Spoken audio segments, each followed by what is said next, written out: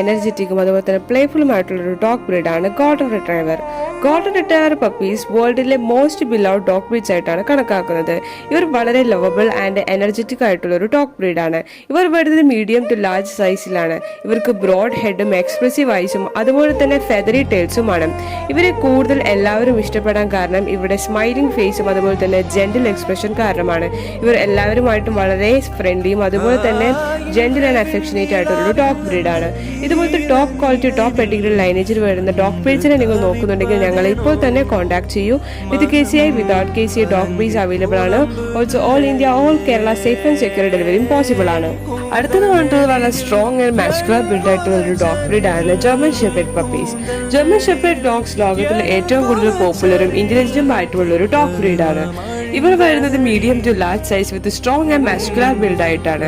ഇവർ വളരെ ഇന്റലിജന്റും അതുപോലെ തന്നെ ലോയലും പ്രൊട്ടക്റ്റീവും ആയിട്ടുള്ള ഒരു ഡോഗ് ബ്രീഡാണ്.